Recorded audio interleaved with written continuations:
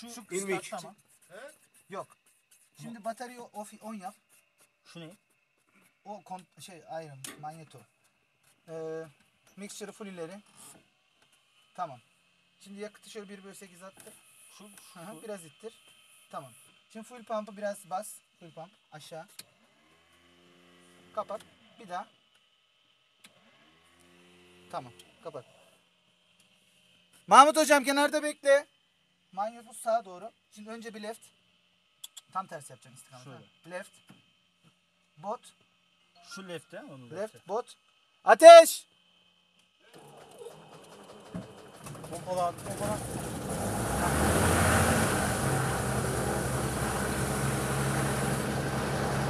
Şimdi burada devir saati. Yakıt yok zaten. Amperi bak yüksek biraz şarjda. Yakıt sıcaklığı, yakıt basıncı, yağ basıncı. Bu amper